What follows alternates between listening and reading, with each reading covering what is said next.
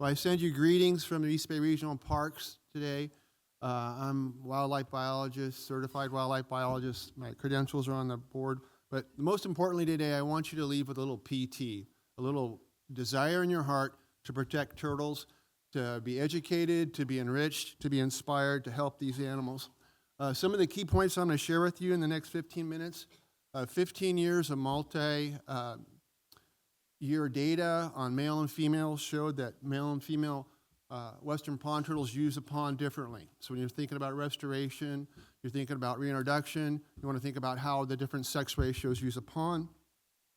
I'll talk about overwintering, how turtles overwinter. I'll talk about how females who have eggs, gravid females, the length that they leave the pond, the type of habitat that they select to lay their eggs in. I'll talk about northwestern and pond turtles and females and their growth rates, population dynamics. And I want to stress at the end drought. And drought conditions are severe on turtles. They can starve. They're subject to dehydration, predation, and in 2021, this pond that I'm sharing with you today at Clayton Ranch, it was built over 90 years ago, was the first time that it dried up.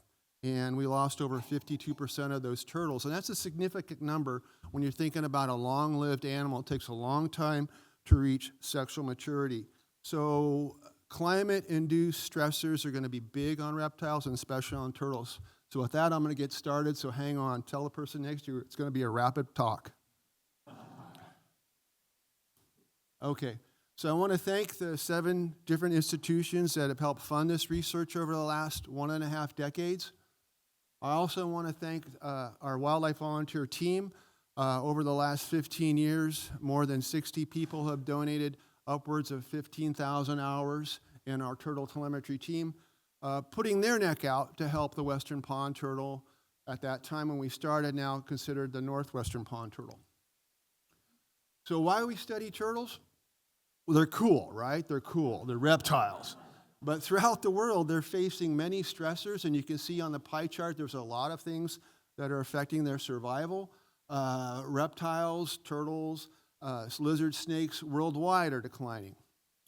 We want to support conservation efforts, as we heard about the Diablo Range. The western pond turtle is predicted by modeling around 2050 to 2075 to be extinct. And that's heart-wrenching. As a biologist, as someone who's interested in the environment, as environmental practitioners, to think that these incredible animals that have been on the face of the planet are going to go extinct within our lifetime. So we want to stop that. All right, so why the western pond turtle? It's our only native turtle. You have the southwestern pond turtle, you have the northwestern pond turtle. They're both found in the East Bay Regional Parks. They're candidate for listing under their federal. It's moving along at a slow pace. Pun intended there, at a turtle pace. California species of special concern. It's been a species of special concern for over 30 years. It's been listed as threatened in Oregon, endangered in Washington, and it has special status with the Forest Service and the BLM. So a lot of legal aspects of why we're interested in the turtle. So why the decline? I've got 2 pictures here, and these will be on the exam for lunch. Okay? Habitat degradation is a big part of that. Humans are a big part of that. The person next to you, we all have a role to play on the decline of turtles. Certainly this picture right here, this widely introduced turtle, the most noxious of introductions, ranks in the top 100 of invasive species, has been spread by humans. And this, of course, is the red-eared slider. Also, non-native predators, bullfrogs and largemouth bass. Non-native fish eat lots and lots and lots of turtle hatchlings. Overabundant raccoons, skunks, and rats do a number on nest sites, do a lot of nest depredation of turtles. Epidemic disease, respiratory issues for turtles. So there's a lot of reasons why the turtles are declining. Just can't put your finger on one thing. There's a whole bunch of parts in this puzzle. So what do we know about the ecology of turtles in Central California? Not a lot. There's a research gap. I'm going to go through some of this really quickly. First of all, up by Nick Geis's group, in Sonoma State, and you'll hear Maddie later on today, and I'll leave her thunder for then. But nest site fidelity in a semi-permanent pond, this is north of Alameda and Contra Costa County. Response to drought in the Sierra foothills, so this is far east. And as I already said in my introductory notes, drought is not good for turtles. And in that situation, the turtles, high predation, they moved into the uplands, a lot of turtle loss. Terrestrial movements in 2 ponds on the Creasville Plain. So in this research, south of our location, turtles would move into the upland shrub to survive the heat. But in all 3 of these sites, there's no active livestock grazing, and that's my point. The talk I'm going to talk to you today about is about turtles living with livestock. And lastly, growth and population by Germano, big turtle researcher, but this is on the coast, and the growth patterns of turtles on the coast are different from the growth patterns of turtles here in Alameda and Contra Costa County. So as I said, there's a variety of life histories in turtles, and we get a lot of emails from the regulators and the recovery team asking, what about this? You can't just say one size fits all with a turtle. If you're living in a pond, you do one thing. If you're in a seasonal pond, you do another thing. If you're in a river, you migrate out. So there's a lot of plasticity, I'll say, that creates challenges for trying to come up with a conservation strategy. And as I've already said, one size is not going to fit all. One glove's not going to fit. So a lot of different approaches. You have to have local research to help guide that decision-making process. So research gap, and what I'm going to share with you today is northwestern pond turtle in a pond environment that's subject to livestock grazing. So this is located in the beautiful Clayton Ranch, just southeastern side of Mount Diablo. There's Marsh Creek Road. There's the pond, Turtle Town, a coup de grace of turtles in the Park District in eastern Contra Costa County. All these ponds have livestock grazing. All these ponds provide critical habitat. And these codes here, that's the northwestern pond turtle, that's the California red-legged frog, and CDS. So we have California tiger summit. So we have 3 listed species living in these ponds. And I want to work on this pond right here, and I'll make some introductory notes about that later. We have turtles that have moved into that pond, but that pond is blown out and then dried out. So if you have extra money, you can throw out a great restoration project. This is managed by East Bay Regional Parks, Alameda and Contra Costa County, the largest urban park district in the nation. And with that, a little bit more about Clayton Ranch. Annual grasses, I said to a couple of people, this is a beautiful location. Trees only comprise about 10% of the park. Both giving of the trees that are there are our oak trees, our blue oak, our valley oak, our imperial live oak. And if any birders in here? Okay, so the birders know over 174 different types of birds out here. This is a great spot to come look for birds. And cattle protection occurs on this site. This site is not open to the public. And I'll just answer the question now because I always hear it whenever I talk to groups. Have I ever observed turtles being trampled by livestock? The answer is no. In 15 years, I've not seen a turtle depredate a cow depredate a turtle. I hope I didn't say that reverse. That would be a very moving situation, wouldn't it? All right. Sorry, I'm trying to keep on track here. All right, so what are the objectives? All right, we want to document the movement patterns in a pond environment subject to livestock grazing between male and female turtles. We want to look at their habitat use patterns. How do they look using the upland? How are they using the pond? We want to follow pregnant female mama turtles, describe where they're going to go lay their eggs so we can use management to help protect those sites. We're going to report on 15 years of mark and recapture data and growth turtles and the response to drought. And one of the things I was going to say, and I was mentioned to Maddie early on, is you get started in turtles when you're young, but they outlive a biologist's career because we're talking about animals that go 75 years. You mark them now, and your grandkids are going to be looking at them. And then I want adaptive management recommendations for conserving turtles in eastern Contra Costa County. So hang on. Turtle trapping. There's a lot of different ways to trap a turtle. We use floating sun decks and solarium traps. The beauty here is you have a bait station. Turtles love protein, okay? So you bait it with protein, and also you've got a nice spot when they have that sleep coma, like maybe after a Thanksgiving dinner or something, you get nappy. So the turtles like to climb up on these little ramps and sit there and sunbathe. So we got two things, food and a great spot for them to nap. So they fall in the trap. And then handling turtles, the male is on my left, okay? And I want to go through a little bit about secondary sexual characteristics in turtles. Turtles don't really show secondary sexual characteristics till they're about 5 years old, when they're over 120 millimeters in length, so that's about 5 inches long. So we have a male here in my left hand, and you can see that he has a concave plastron. His tail is thick, his cloaca is way past the margin of his shell. Males tend to have a very pointed snout here. Let's see if I can get that, okay. Whereas the females, on the other hand, that was a pun intended, on the right hand, okay, is her tail is very thin, her plastron is flat, and her cloaca is not quite past to the margin, and females tend to have a more blunt snout and tend to have flecking. And this is a great slide here because it talks about aging. They have growth rings on them. You can see that this turtle still has her growth rings showing, and this old male, it's all polished off. So once they start to lose that turtle's well over 15 years old. So this is a big daddy. So handling turtles, standard measurements are used for turtles, looking at their weight, the length of their carapace, their plastron. One of the other things that we want to do is mark all the turtles. So we use the bury system. And you can see one of my former interns here doing the filing action. We can mark up to almost 7,000 turtles using this method. So when we catch it, we can still look at that filing mark to tell which turtle it was, to get individual recognition.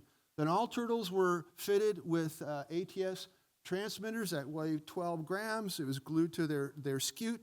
That would take up 3 to 5% of their body weight. And the antenna was so it wouldn't hang up during reproduction. You don't want somebody grabbing onto it and holding onto it when they're trying to reproduce. So now the telemetry. We had a beautiful grid set up of the pond, much like bird spot mapping. So we had stations across so we could spot where the birds, not where the birds were, turtles were. Sorry. I deal with a lot of different things, all things wild, so I got to remember which talk I'm talking about. This is not black rails today, not bats, it's turtles. So they were all followed using ATS model receivers. These were my daughters when they were teenagers. It was like, if you want to eat, you got to help Dad go study turtles. So we'd watch these turtles in the fall and winter to figure out where they're going to hibernate, where they're going to spend the winter sleeping. 3 to 5 times a week during the rest of the year, we'd follow their movement patterns. And as we got closer to the breeding season, the time when they're going to start to lay eggs, May through August, it was almost a daily event. Sometimes 2 teams, a team in the morning, a team in the late afternoon, to follow these turtles. Now, this is Richard, one of our wildlife volunteers. I mentioned volunteers are a key part of our work. And this was one of the longest turtles, a gravid female we followed. And she is right there, okay? She's right there. So during the evening, we followed 40 females from end of the May through July every year, figuring out where they're going to go lay their eggs. We collected GPS coordinates of all the nest site attempts. 1 minute left? Okay, I'm going to speed this up. Measured RDM levels of each site. I'm going to have to go over a couple minutes, okay? We'll skip the song. See me at lunch, I'll teach you the reptile turtle song. Okay. Or come in the field, I'll teach it there, okay? So what I see here is that this number right here, this is a wonderful p-value. Males and females are not using the pond the same way. Okay, some turtles we know from the literature stay in the ponds all year, some move on to land. Our turtles overwintered in the same location right here at the mouth of the inlet of the pond. So here we got the females, and all the females are found in this grid for the primary proportion based on the stats.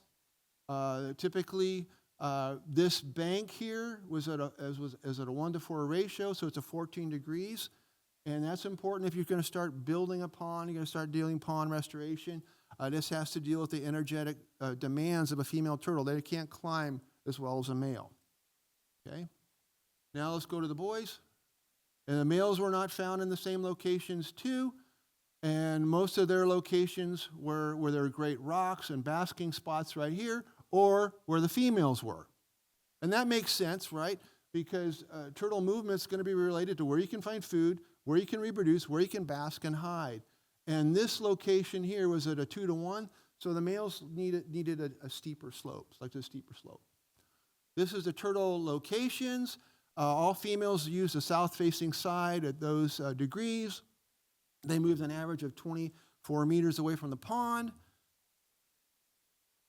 And oviposition egg laying typically occurred at 4:30 in the afternoon, and the same females returned to the pond that day. So what are some of the key aspects? Seasonal grazing. The RDM levels is right 13. That's biomass, a grazing number. Annual grass height was about 15 inches. And this is interesting because it corresponds to a lot of our lizard work that we published early on, similar things. Trees were not important. Okay, so what does it suggest? That males and females use the pond differently. However, they hibernate in the same location. There's a difference between the way males and females. The females were using a more gentle slope, males a more steeper slope. Females would leave the pond at these 3 locations because it's less of a slope, and they went to lay their eggs in locations 24 meters from the pond, and it was like a mass exodus.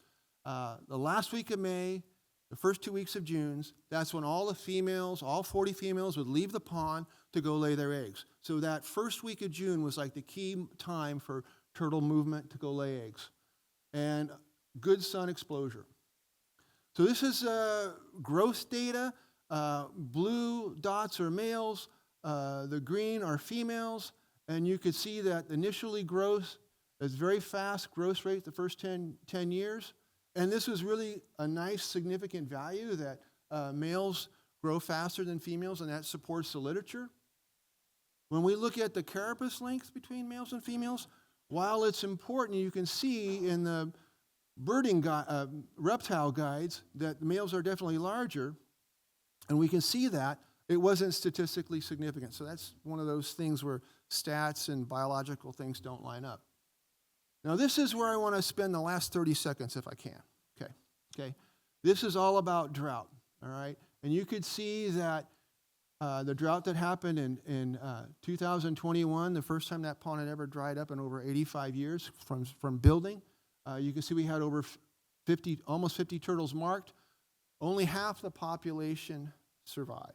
I mean, half of the population perished. That's a significant thing when you're thinking about a long-lived animal, okay? And then you look at this, you'll notice that there's a definite sex ratio difference between males and females. Females outnumber males 3-to-1 in that pond.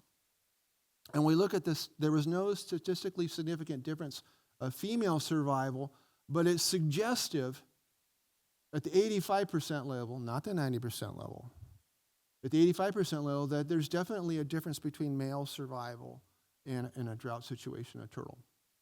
So the conservation management is baseline, helping us to provide a framework to better understand turtles, dynamics, how they use the uplands, the aquatic environment, growth rates, the response to drought. And this information is going to be used to help develop a robust turtle plan. So some of the next step is to look at how turtles respond to pond restoration, following some of our work on red-legged frogs.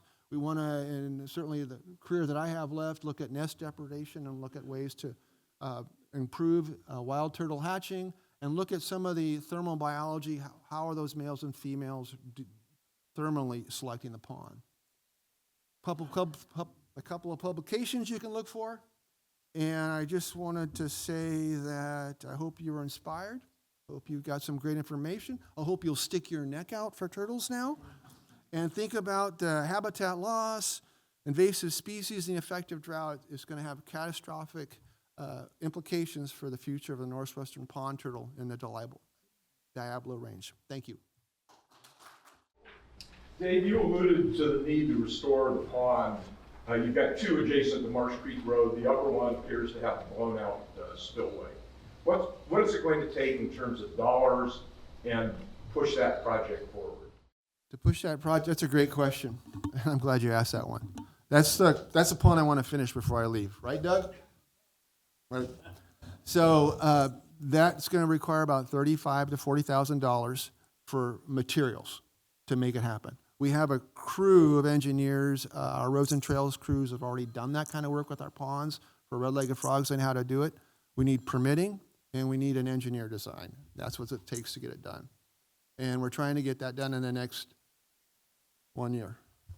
Would you have Doug bring that up to the Mary Bowerman Committee at our next meeting? He's on it.